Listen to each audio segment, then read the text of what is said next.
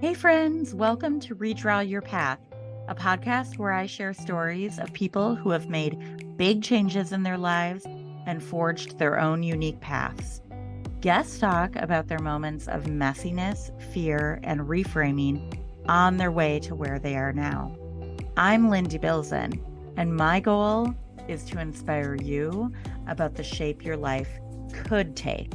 So let's get inspired. Hey everyone, I'm really excited to share this next episode of Redraw Your Path with you. My interview with Brandon Morris was no less than phenomenal, and I'm really excited to hear what wisdom you're walking away with. A little bit about Brandon's history. Brandon Morris is a proud native and resident of Kenosha, Wisconsin. He's a dad and a husband to his wife, Alexis. Brandon is part owner of Evolution Basketball Inc., and he serves as the vice president of the company. But his primary career is being the graduation specialist with the Boys and Girls Club of Kenosha through a program called Be Great, Graduate. In his spare time, Brandon enjoys being a high school boys varsity basketball coach. He has been coaching for 14 years, with 6 years as a head coach, and also has 10 years of professional basketball experience, which you will hear about. So, over the last 20 years, Brandon has been considered a community activist looking to break through barriers and alter systems with the hopes of every student succeeding, while having a keen focus on Black, Brown, and economically disadvantaged students. And for the last 18 years, Brandon has been sharing his story of being a Division I athlete who was diagnosed with test anxiety. And he's been inspired to break the stigma around mental health. And I cannot state enough just how grateful I am for Brandon's friendship. I was able to work with him for several years doing community organizing and systems change work with the focus on Black and Brown students. And he definitely is hands down a community activist and one of the best out there. So I hope you enjoy this episode. Can't wait to hear what you think. Don't hesitate to reach out and let me know what you're thinking of Redraw Your Path. Hello, Brandon Morris. I am so excited to have you on Redraw Your Path today. What's up, Lynn? Thanks for having me. I'm super excited. Yay, thanks for joining. So, I always like to start with bookends with guests. So, I love to hear about the beginning of life, and then I want to hear where you're at now. So, can you give me some context about where and how you grew up for listeners? Absolutely. So I grew up in the greatest city in the country, which is Kenosha, Wisconsin. And I know Mm-hmm. everybody knows Mm-hmm. that. And I say it's the greatest city in the country is because we're not too big and we're not too small. And if you want to get away to a big city life, you can go an hour north to Milwaukee or an hour south to Chicago. And Kenosha just has everything. We have a lake and we're right on Lake Michigan. So I think we just have the best of both worlds. But grew up in Kenosha on the south side of town in the Lincoln Park neighborhood and grew up at the address 1514 68th Street, which I felt like was just the greatest neighborhood ever because that's Mm. all I knew. And I grew up with my mother and then eventually my stepfather. My father was in prison most of my life or in and out of prison, my biological father. So my mother married my stepfather, and then I grew up also with my older sister, Simone, and then eventually my mom and stepfather had twins, my little sister and brother, which are Nicholas and Nichole. So we also grew up with my grandmother. So we were all in the same house together. And then my cousin Lynn, she also lived with us as well. So we grew up on the south side of Kenosha, Lincoln Park neighborhood, and like I said, I just thought that neighborhood was the best of the best. I had some of Mm-hmm. my aunts and uncles living in that neighborhood, and yeah, it was everything to us. I also would say about me growing up. I mentioned my father being in prison, in and out throughout my life, probably until I was the age of 24. And then my mother also battled drug addiction. I can't remember their ages, but yeah, in between, I would guess my middle school, some of my elementary, middle school, some of my high school. So what I've learned over time as I kind of share my story with folks, someone asked a question and made me even think about it, think it in this way that basically we can say that my mom was a functioning addict.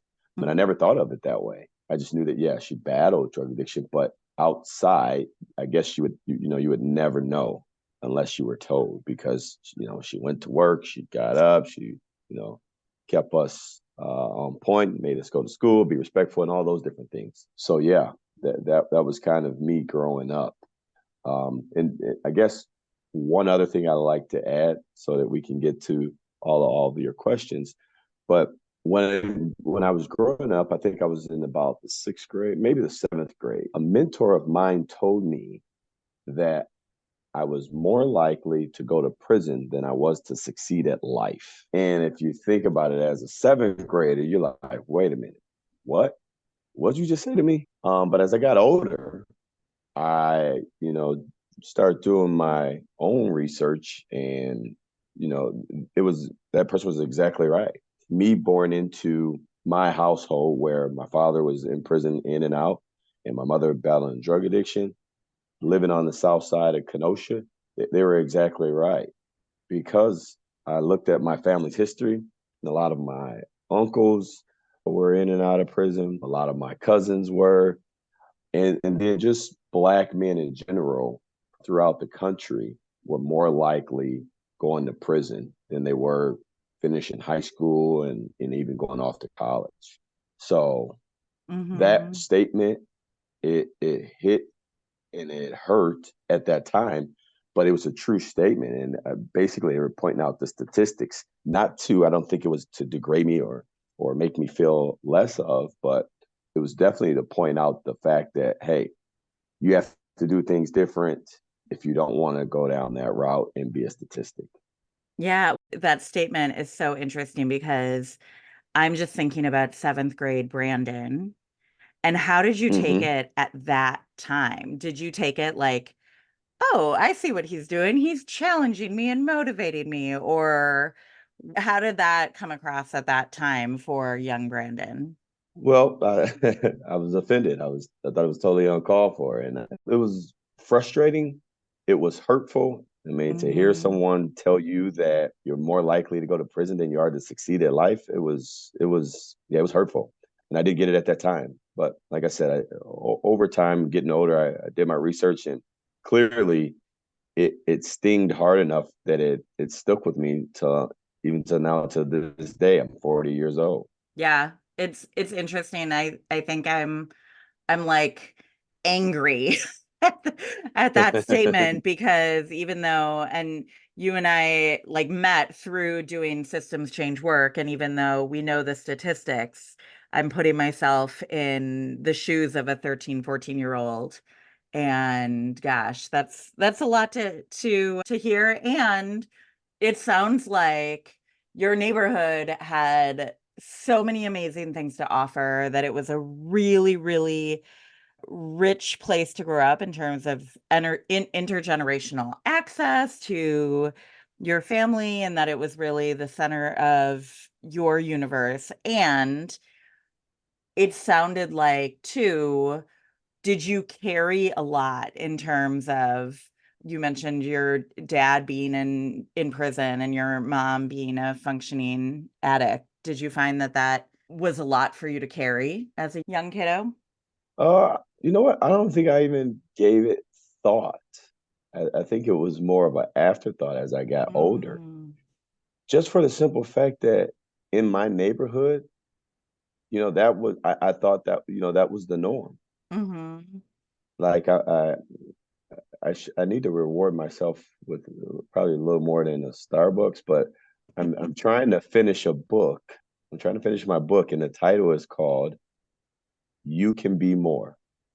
Mm, overcoming society's odds while living my norms. And my norms was just that. Like I just thought that, you know, everybody's parents or uncles or cousins and brothers maybe battled drug or alcohol addiction. I thought everybody's parents or uncles and aunts and did time in jail and prison. Um, mm. I just thought that was the norm, you know. It's interesting. That's one of the main reasons I wanted to start this podcast actually was because we all grow up in our family unit or whatever family unit we have. And we all grow up thinking that what is expected of us in that environment is the norm. And then I think it's not until much later that we realize, oh, wait, like everybody else has had very different life experiences and very different expectations. And no matter what that childhood was like, you spend time untangling a lot of that and untangling a lot of those expectations and norms that either play out or they don't, or they play out as pressures. But that's one of the reasons I wanted to start this was to hear how did this person grow up and what expectations were placed on them? And then like, what have they done with that? And how have they rewritten that path over time? And do you have a publishing date for your book, You Can Be More?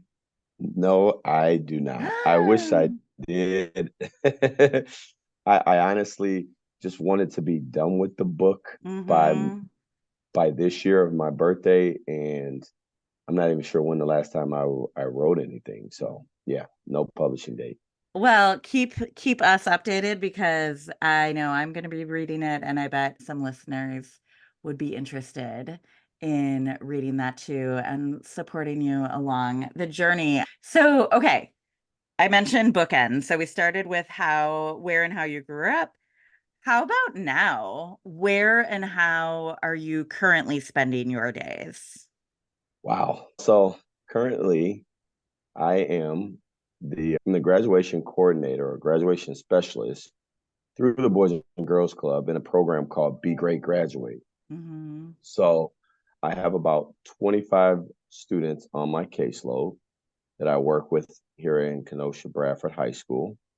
And it's really all around graduation, where I have some kids that are on track to graduate, some kids that are on the fence, and then other kids that are not on track to graduate, and some kids that are not even close. And Mm-hmm. really, it's all about providing those resources and incentives and motivation for kids to be at school every day, one, and then two, to complete the work and turn it in on time, and then eventually staying on track to graduate and considering what trades and or college. So yeah, that's one part of it. And then my business partner and I, we have a basketball tournament company where we were hosting 16 basketball tournaments a year, and we kind of cut that down now to 12 tournaments a year. Kind of like redefined our system and saw that we'd probably be better suited with less tournaments and getting more bang for your buck that way. So I'm doing that as well. We actually have a tournament next weekend. And outside of that, I am the head boys basketball coach at Kenosha Tremper High School. So I'm working inside of Bradford every day, and I'm the coach at their rival school, Kenosha Tremper. Mm. So, Crosstown rivals. so that's how I spend my day, and then being a husband to my wife that is an administrator, so she's an assistant principal. So we both have Mm-hmm. busy lives, and then also having an 18-year-old son who's in his first year of college, and an 8-year-old daughter who's a busy cheerleader in Awesome. competitive cheer. So Yeah, it there's no does. days off. I'm exhausted just thinking about it. I'm gonna go take a nap. I'm just kidding, but thank you. You're definitely busy and I'm excited to hear how you got there, right? Because hearing where you Yeah. started and then how you ended up with what you're doing now, it probably wasn't linear. But before we get to that, like specific, what did your path look like and how did you redraw your path along the way?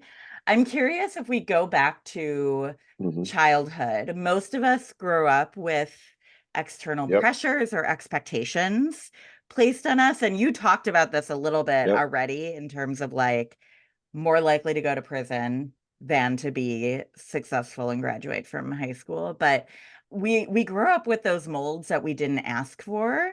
I'm curious if there are any more for you that you would want Yep. to highlight, or what path were you expected to take, if any?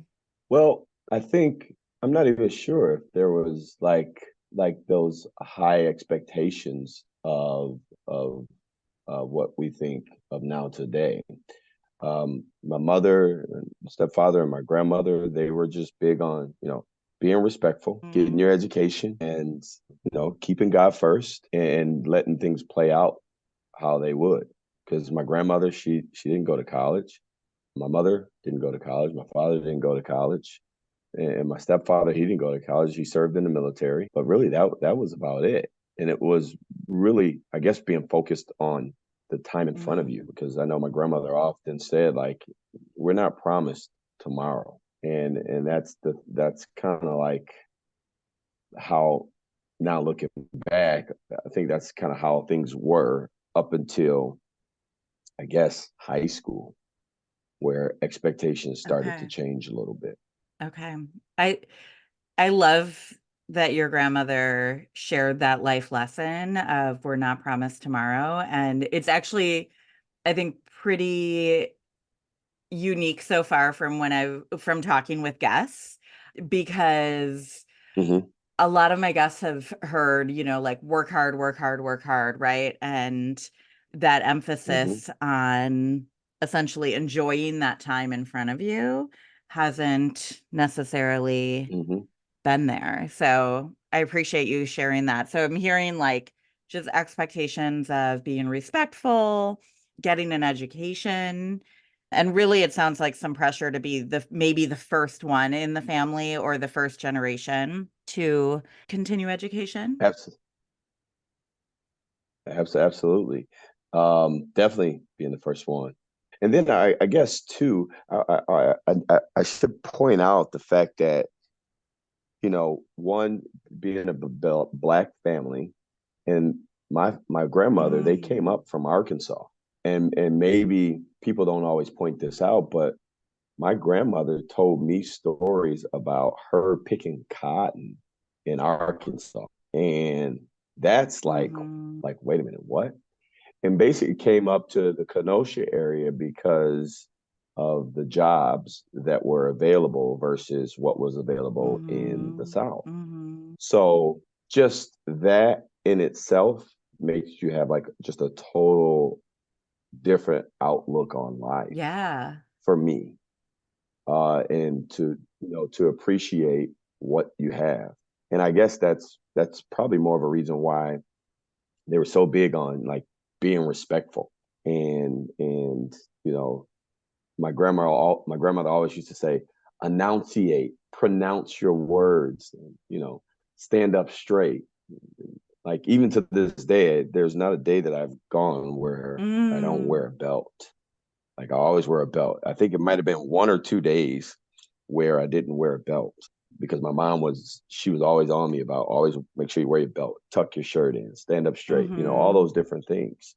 Um, um, just because, I guess, growing up in the South, and then if you're black, we were always taught, basically engraved in our minds, that you always have to be 10 times better than the Hmm. person next to you. Hmm. And that's, I guess, those are some values, family values, that we always took into consideration. And then just to take it one step further, when you talk about wearing a belt, and so I never sagged either. I know that was a thing like in the 90s, but I never sagged my pants. Like I said, I always wore a belt. But I heard a story about my great grandfather and his friends and other family members. Maybe it was, maybe even later than that, but some of them joined the military to go to war just to get out of Mm, slavery, as well as so that they could have pants, shoes, a belt, shirts, socks, just so they can have that. So me, like, paying respect or homage to those that came before me. That's why I didn't sag. That's why I wear a belt. That's why that's why I dress up daily and look good, because these people that came before me, my ancestors, my family members, their friends, they all sacrificed certain things so that I could do what I'm doing today. And I take great pride in that, just because I want to pay respect to those that did things before me. I know my great grandfather always talked about Black folks always dressed up. Says, why don't you guys dress up? Why don't these young folks dress up now? So that's why I'm always the way I am. And I have my own Mm-hmm. style now, but I think that was important for me to answer your question in an extended answer. Just paying homage and understanding and respecting those that came before me, that kind of builds up our family values. Yeah, I really, really appreciate you elaborating on that because I mean, it is just incredible to hear, wait, what, Grandma, you in your lifetime were picking cotton. And so hearing about that Exactly. journey to have like blue collar jobs or access to better jobs with benefits and those sacrifices made. And then the thought that, I'm going to choose war because that is what provides me respect and security. Mm-hmm. And I have the freedom now to choose that. It's all really interesting. And as you were talking about that, I'm glad you elaborated on that because I hear what you're saying. It's out of respect to who came before. And in my mind, I originally thought perhaps that's out of fear of systems that are harder on Black men than, Mm-hmm. than on others who may be able to sag their pants or not wear a belt and get away with it. Mm-hmm. So I appreciate you bringing some nuance to that. Absolutely. Um, all right. So let's hear about your path. Curious, so you had those expectations of always being respectful, focusing on that education because you have that opportunity to, and really prioritizing everything like God first and enjoying the time in front of you. So what would be the first big way that you redrew your path? And I'm going to just bring back to listeners that quote that mentor told you in the beginning when you were in seventh grade, that they essentially gave you that statistic. So I'm curious, what was the first big way you found yourself redrawing your path? Yeah, I think I would have to go to high school, because I didn't, like I said, my mother and father and stepfather, many of my family members had never been to college. So me graduating from high school and then going off to college is just a path that I guess earlier in life, I didn't even, that expectation wasn't there. Hmm. And then I also have to point out that as a ninth grader going into high school, and I didn't know this until probably midway through my ninth grade year, I was reading at a sixth grade reading level in the second month. And that's kind of how they, break it down. And I didn't understand that at the time, but it's like, wait a minute, how could I be in the ninth grade reading at a sixth grade reading level? And basically, what my mentor was told at the time was, well, he got this far, or he got to the ninth grade because he came to school every day and he didn't brandish a weapon. And it was just like, wait a minute, what? Hmm. Passing the kid along because he's a good kid and he's showing up every day. Okay. And he doesn't carry a weapon. Okay. So, yeah, me going off to college was just a path that I didn't see until I was in high school. And mainly because I played Okay. basketball, and basketball was kind of like my ticket or my vehicle to what we always said, that's our ticket to get out of the hood. So me going off to college, and I went to a junior college in Iowa Western Community College, went there for 2 years on a scholarship. And then after my 2 years was done there, I mean, I went on to UW Green Bay and did 2 years there, graduated. And I always like to emphasize that I graduated with honors. Mm. And I like to emphasize that because number one, as a ninth grader, I was reading at sixth grade reading level. And here I am graduating from college with honors. It still blows my mind to this Mm-hmm. day. On top of that, I was my senior year or my junior year, end of my junior year, the grades come out and I was declared academically ineligible. So as an athlete, you have to carry a certain GPA because you're on scholarship and you have to pass all your classes. And if you don't, then you will be academically ineligible. And I had to sit out 8 games the following season, my senior year, the first semester. So the coach is like, "Well, you're not a dummy. You seem very smart. You're Mm-hmm. intelligent. Like, what is going on?" So then I got tested by, I can't remember if she was a psychiatrist or a psychologist. I can't remember her title, but she worked for the Packers and she tested me on a number of different things. And basically, I got diagnosed with test anxiety. And I hadn't heard that word before, or I didn't notice it. And it was true. So once I got diagnosed with test anxiety, well, the rest of my summer and my whole senior year, every test that I took from there on, it wasn't taken in the classroom and it wasn't Okay. timed. I aced the first test. And I'm like, wait a minute.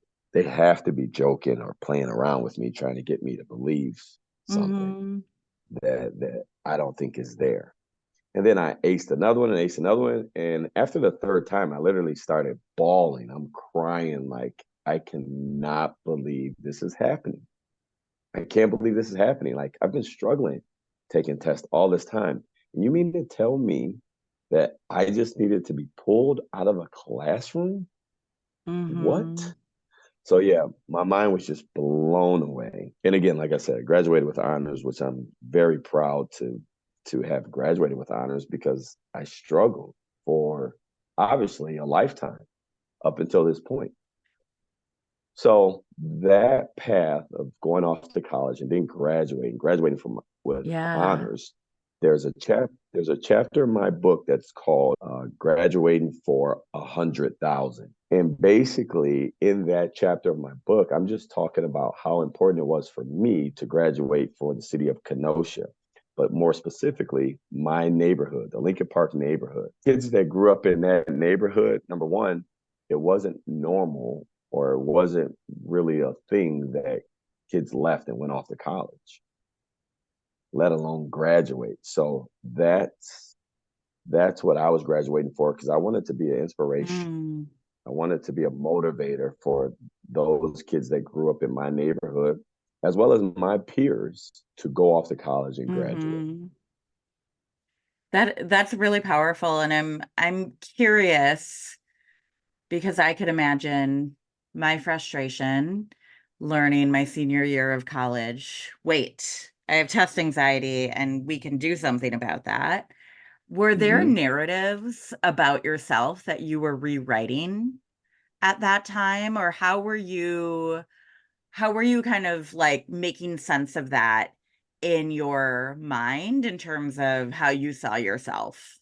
Well, yeah, it was definitely some frustration. Again, with some tears and everything else, it was like all of this time, I probably could have graduated. I mean, I could have had A's, B's throughout my whole college experience, throughout my high school experience. If things could have been, totally different for me. My life probably could have went a totally different way.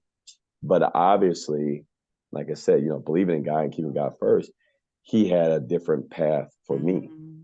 And that's why I have to finish my book. Yes, you do. Because clearly I was put on earth to, send a message to many others that probably struggle with a lot of the things that, I struggle with throughout my life. And, to point out, just something as simple as test anxiety. Like, yeah, some students right now, somewhere that may be listening to this podcast, you may have test anxiety and you might just need to get tested and you probably can have a far greater college career if you're just simply taken out of the classroom and your test is on time. So For me, yes, there were many different emotions when I got to that point. Like I said, frustration and maybe my life could be different Hmm.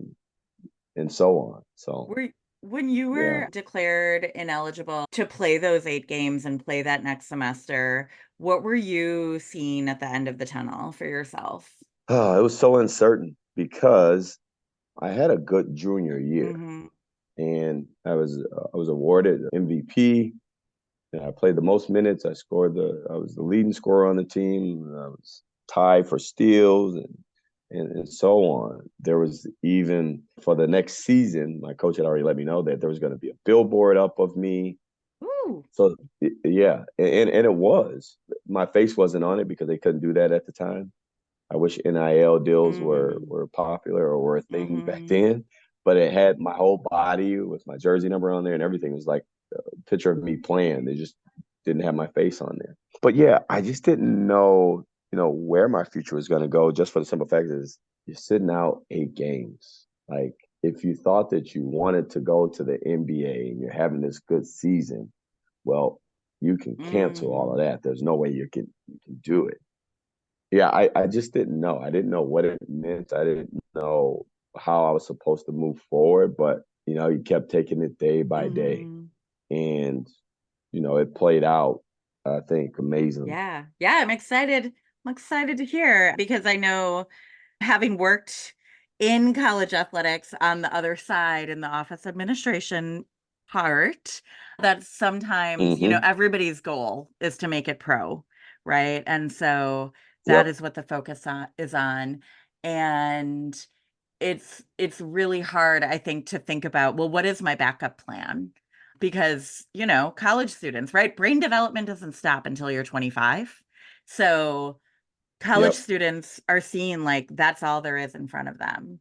Well, thank you for sharing that turn because I think although you shared some challenges, I think the ultimate like win there is like went to college, graduated with honors, and then that Yep. awareness of getting diagnosed with test anxiety so late in your academic career and being able to bring that awareness and inspiration to students now.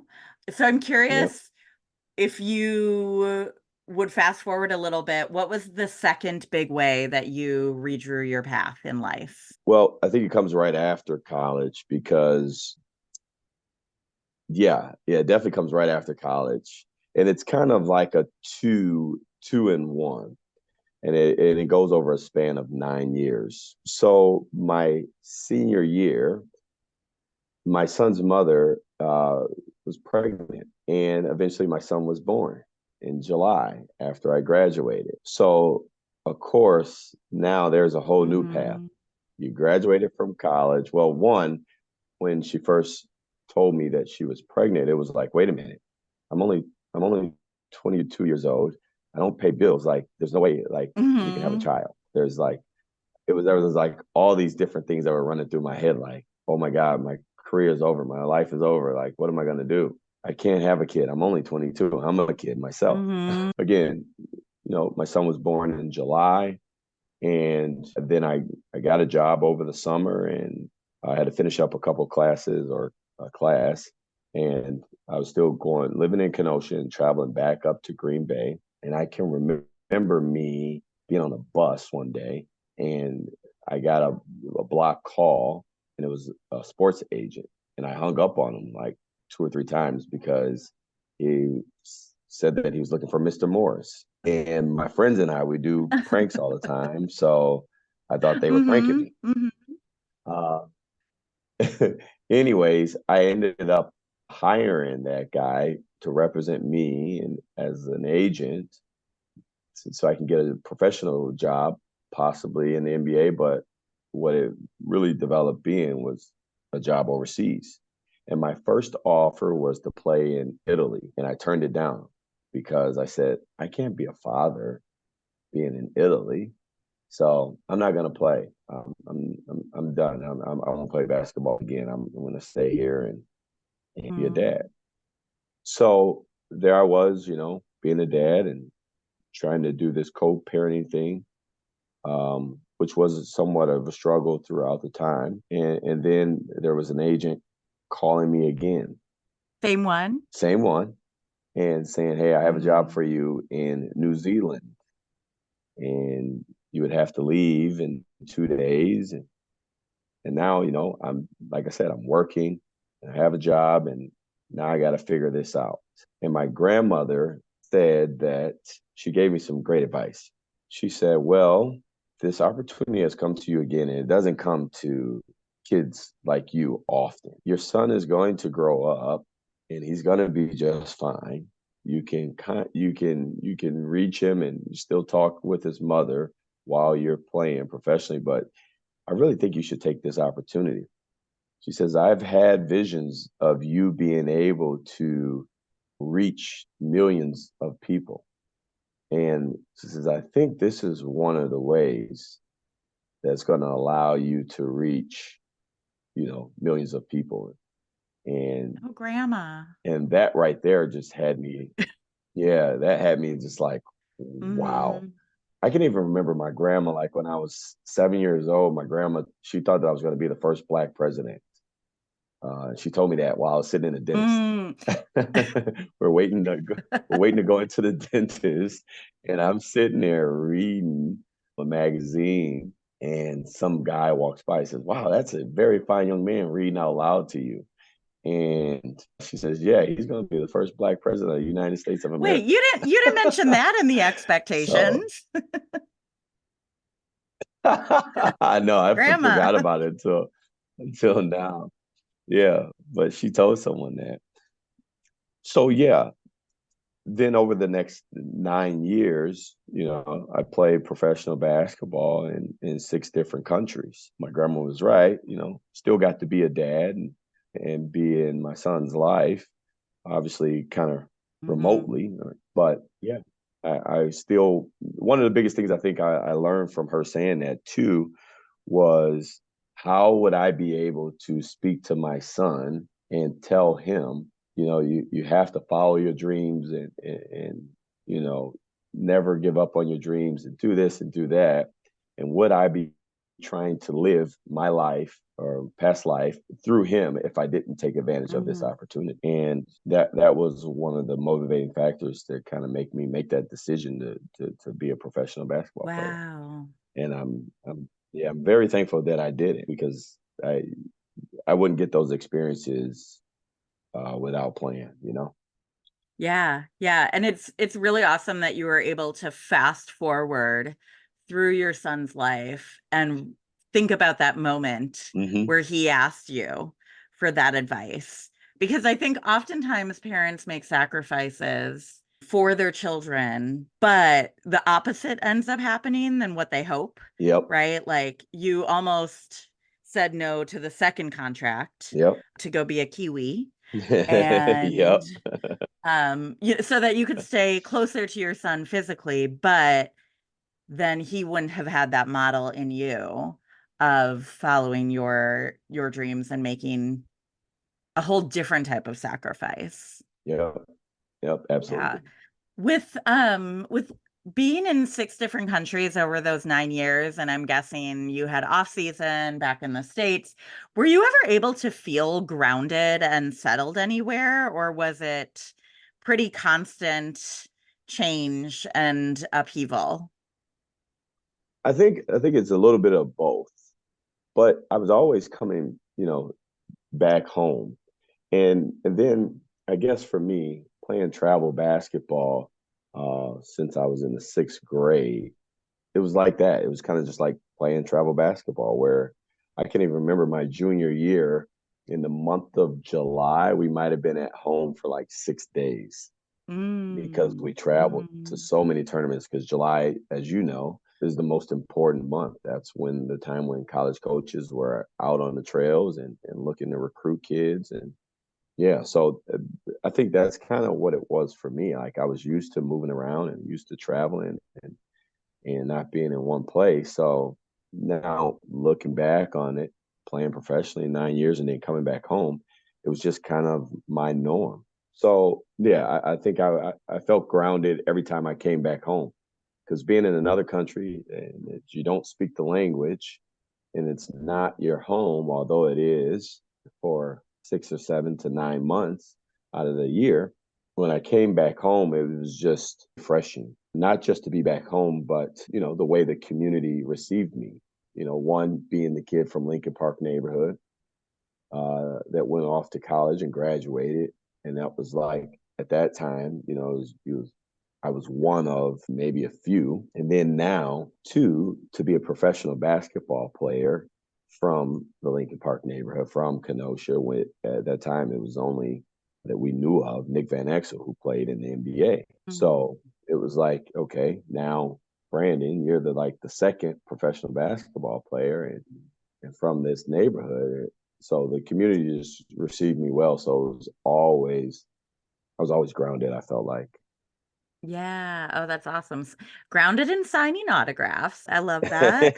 It's so fascinating to have most of your 20s just playing professional ball, which had been your dream, and just having such a pivotal decade of your life. I feel like teens are important, 20s are important, 30s, meh. And then, like different decades have different purposes, but to have Yep. that experience in your 20s, I think is so interesting and unique too. At least you are the first professional ball player that I've had on this podcast, Redraw Your Path, so far. So far, but there may be more. I don't Yeah. know. Yeah.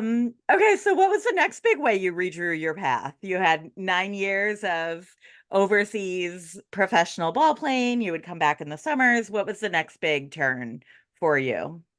But the next big term was getting into the workforce, where you're like, all right, you're done playing. Now what? Mhm. And I Culture will, shock. yeah, absolutely. But I will mention too, though, anytime I was in between contracts or waiting on a contract, I was always working, from being working at the front desk of the Boys and Girls Club, um, to substitute teaching. I was even doing like community liaison, like social work, but having a Mm, caseload of kids.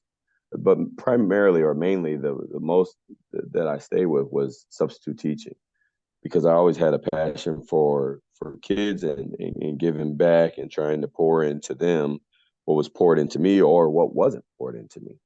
mm, So once I was completely done playing, I took a job as an eighth grade science teacher in Racine Unified School District. And it was one day that in the spring that I was like, you know what? I took this job and I don't think I want to be in the classroom. I want to have more of an impact some other way. And I ended the contract there and I said, you know what? Whatever job next that comes along, it'll be for me. I'll just go back to substitute teaching, and if it comes, it comes. If it doesn't, I don't know. We'll figure it out when it comes.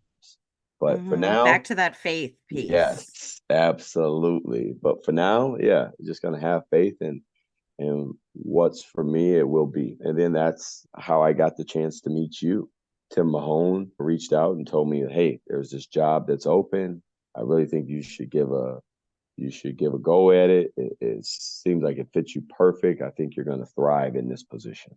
And that was with building our future and being the college and career readiness and community engagement manager. So yeah, got to do that for 3 years with you and working on, changing systems. Systems change work, and it was so much that was learned in there for me. Did you find, Brandon, any adjustments you needed to make for yourself or like narratives you had to redraw for yourself when going from teaching or substitute teaching to the community organizing and systems change work that we were trying to do? Was that a pretty easy shift for you, or did you find yourself having to rewrite some narratives and thoughts for yourself? Well, I think it was definitely for me, it was a huge learning curve because it was totally different than anything I had done before. I think just understanding like what it was and knowing that you can potentially change systems. Yeah, so it was somewhat of a struggle. it was something that I Mhm. had to learn and get used to. But thankfully, having folks like you and Eric and then and Tatiana to like really guide me through it, and then later on, of course, learning from the different partners. I think eventually, I don't know. Actually, I now that I think about it, I don't think I ever really felt like I had it down 100% because it was always like that constant learning. Um, Mhm. but yeah, it was difficult. What I hear, I mean, it is definitely difficult work and definitely, it's 100% needed and worth it to change systems and 100% very challenging work. And what I'm hearing is that there was a curve. It was more of a learning curve and really wrapping your head around the what, and never really a question of like, am I capable of this work? Can I do this? It sounds like you had those really healthy narratives for yourself already. Am I capturing that correctly? Yes, absolutely capture that perfect. Okay. Cool. Gosh, I see it's so interesting because one of the reasons I started this podcast is because I think I've always struggled with the narratives of like, can I do this? Am I good enough? Like, can I Hmm. figure this out? And it's I think just really healthy for me to hear, oh, like not everyone has that. Hmm. And also like that can really be it goes back to growth mindset, right? And Yeah. then also just like training that inner critic, which I'm sure with coming out of the sports world, just that mindset work Hmm. of Yep. being able to shed that inner critic is really, really powerful and translates across spaces. Yeah, because I'll say this too. Like, I don't know if I was mentally just trained this way over time, but with it being Black History Month, I keep hearing people sharing the different stories, and of course sharing Black history, where Mm, a lot of our Black community, we often take pride in saying, if you just give me the opportunity, I know that I can be successful at whatever it is. So I think that's just kind of a way that you just grow up and thinking daily. Like if I mhm, just have the opportunity and I can learn how to do it, I know I can be successful at it. I Even love that. if it's me building a spaceship or anything, like I know nothing about spaceships. I know nothing about like putting things together really. But if you give me the Mhm. opportunity and I can learn it, I can try and be one of the best at it. I love that. This is why I've been saying for years I need to hire you as my coach because it's interesting. Like I think for myself, I objectively know that, right? I objectively know and have proven time and time again that I can rise to the task. Yep. Yet subjectively, this is why I spend a lot of money on therapy, as listeners know. But Yep. subjectively, I'm like, someone's going to give me this opportunity and I'm going to mess it up. And, like, and I know objectively, I know that that's not going to happen. Right. Right. But it is, for me, it's been really helpful to be vulnerable about that and just be really humorous about that Yep. too. And really honest about like, what are our inner critics and inner sage telling us? Yep. And I want others to know whatever their inner person is telling them, they can retrain it to be Yes. thinking positively about their capabilities. And if you don't do it or if you don't feel like you're successful at it, the biggest thing I always take away from it is, hey, at least I tried. I Yeah. gave it a go. One of the things I teach on in some of my workshops is actually about confidence. And I stole this from Mel Robbins, who's an advice guru, but she talks about the confidence competence cycle. And how you build confidence is you try something. And confidence isn't a feeling, it's the willingness to try.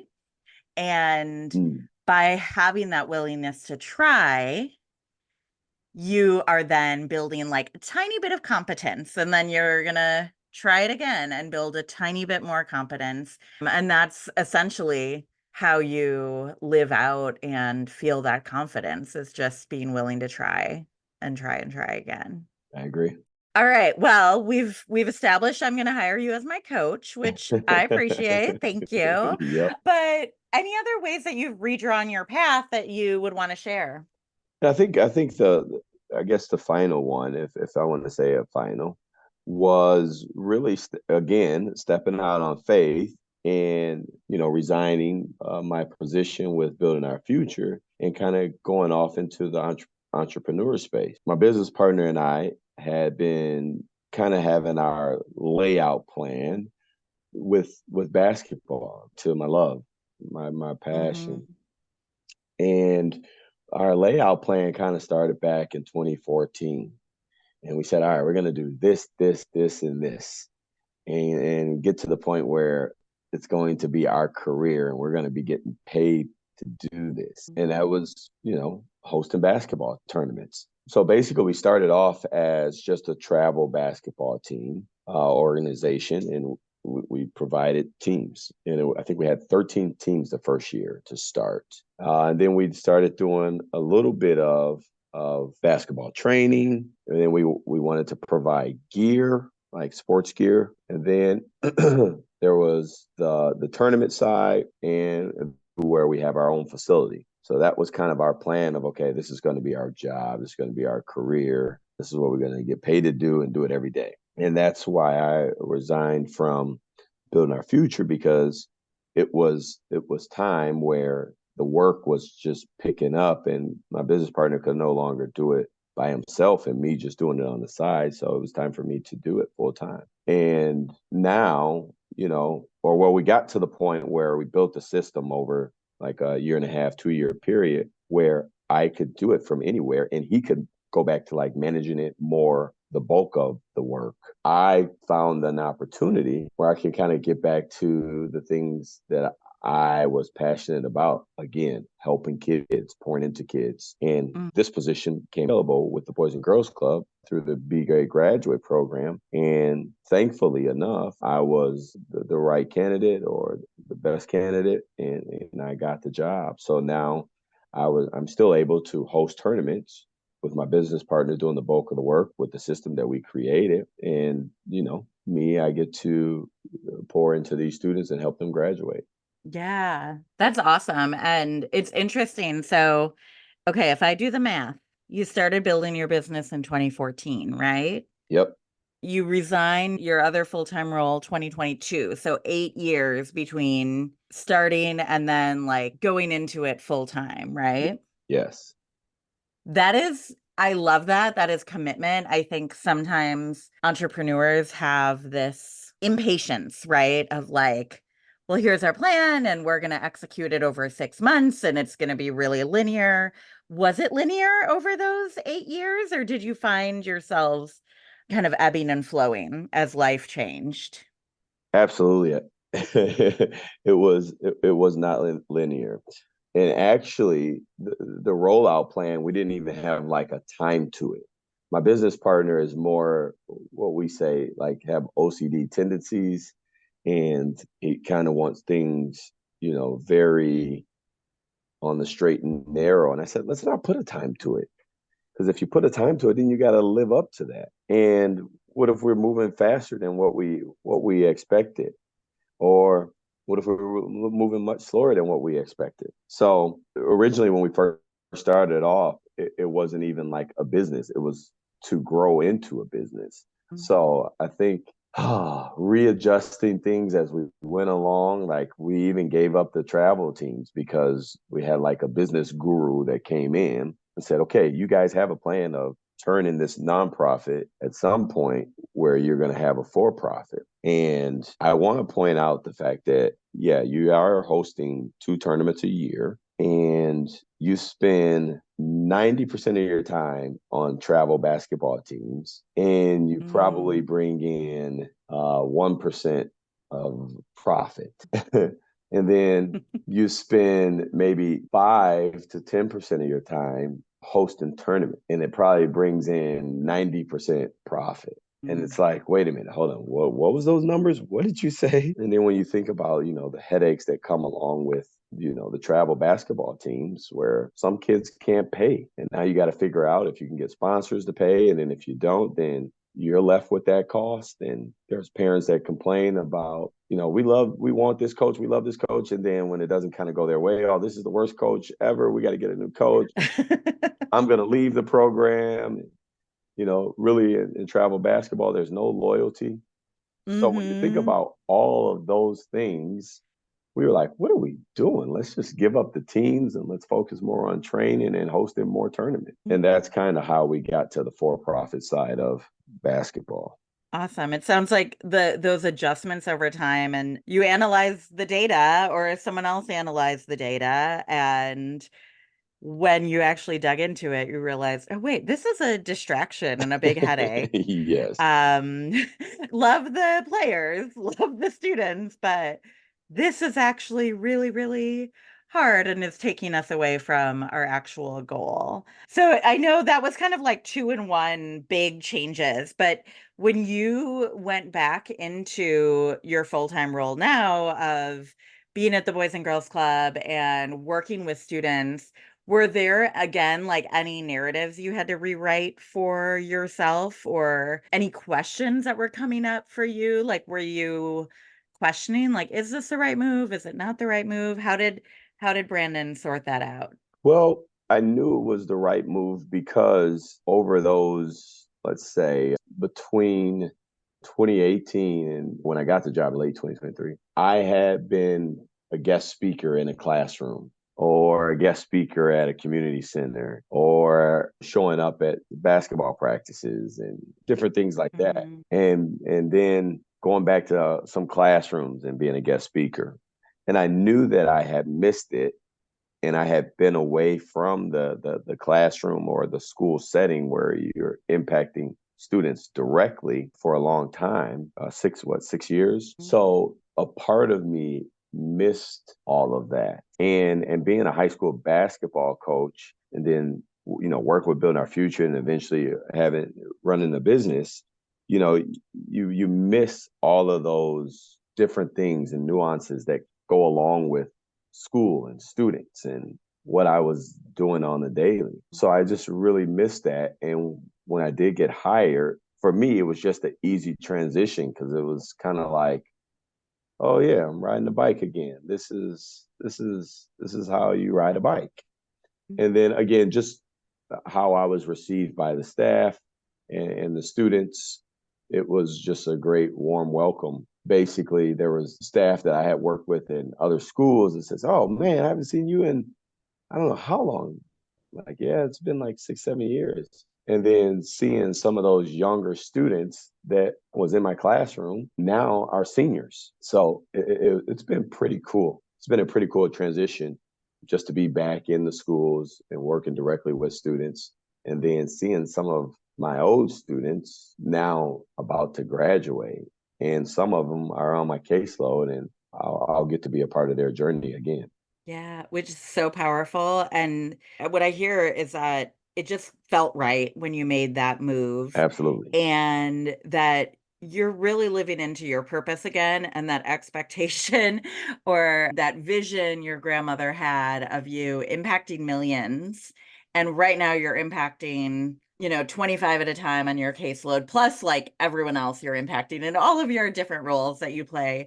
Um, but like you said, it feels like riding a bike again. It just feels like the right thing. And what I hear is that that may or may not be forever. However, it is you living into your bigger purpose, which is to provide that impact and inspiration to younger students. Absolutely. I love the way you put that together. Wow.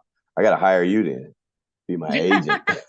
Well, it's easy because I know you and I've seen that impact and inspiration you've had on students. So it's not hard to put into words. Mhm. And I can hear too just that it feels right and that you could feel in your almost like in your body that you missed it and you missed having that impact on students. So that's a really cool turn. Yep. Okay, so the big question, what advice would you give to others who are considering redrawing their own path? I would say obviously jump out on faith and then really lean into it. I mean, you only get to live once.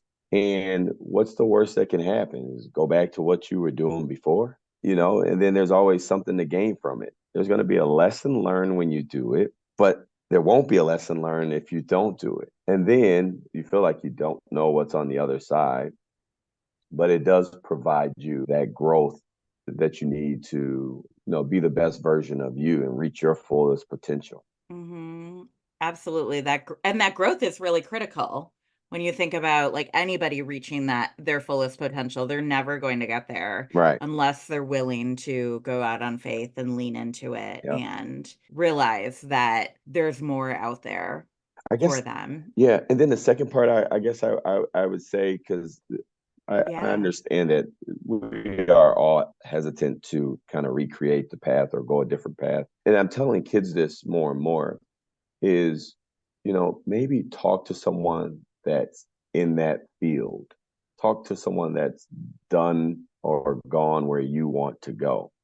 Because you're not going to ask an astronaut how to fix your toilet. It doesn't work out like that. You're going to ask, if you want to be an astronaut, you're going to you should go talk to an astronaut and say, how did you Hmm. get to that point? So I would say speak to someone that has that lived experience. I love that. I love that advice. And I think it's advice that I don't know about you, Brandon, but in my experience, I think students are a lot more likely to take that advice than adults.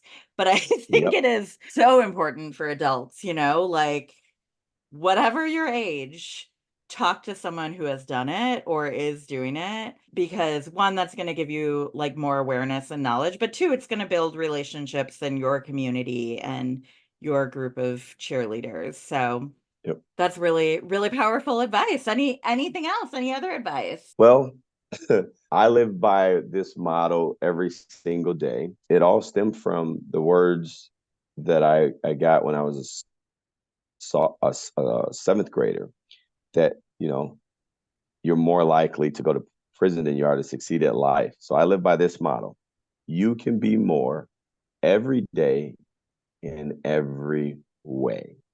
And it means just that. You can be Mm. more. You can be more than what you're born into. So even though I was born into being a Black male, even though I was born into a father that was in prison up until I was 24, a mother that battled drug addiction. And I forgot to mention this. They are both winning. My dad rehabilitating himself, and he Mhm. won. He's out of prison. He's married. He has a home. He's a homeowner, him and his wife. And he's winning. He gets to be a Mhm. granddad. He gets to be a father. And my mom, she battled drug addiction, and she's winning every single day. And she's one of the most amazing people in the world to me. And then I didn't mention my stepfather. He battled alcoholism, so he was an alcoholic. He fought that and he beat that up until the point of him having to get a transplant. Before he got the transplant, I didn't know this.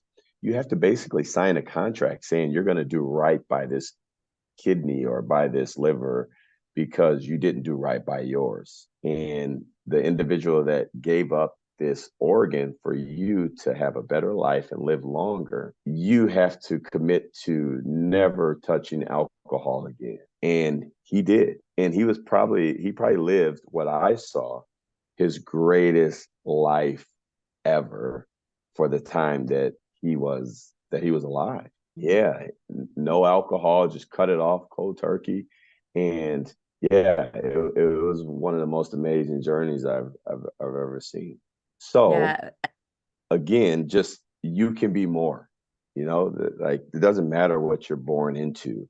I mean, you can be born into riches and become wealthy. You can be born into poverty and become rich. And I don't just mean rich by money, because I feel like I'm rich because the people that I come in contact with, meeting you, like there was a purpose for that.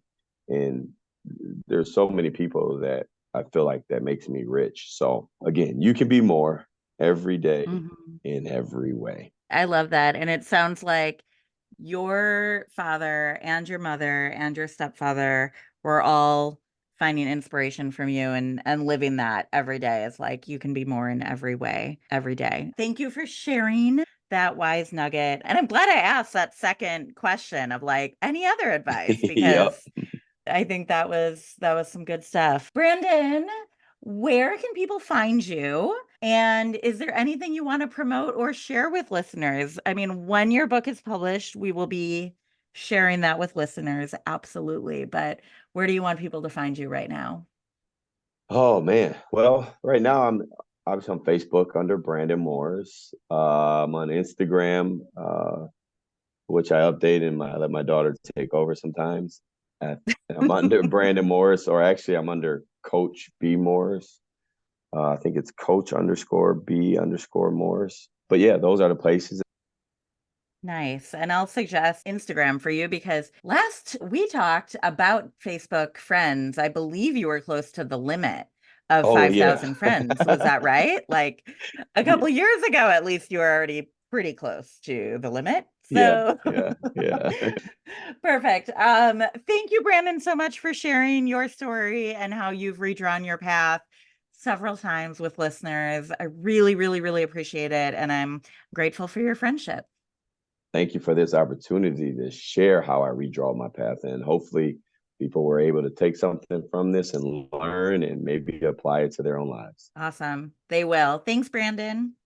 Hey, thanks for listening to Redraw Your Path with me, Lynn Debilzen. If you liked the episode, please share and subscribe. That helps more listeners find me. And don't be shy, reach out and connect with me on LinkedIn.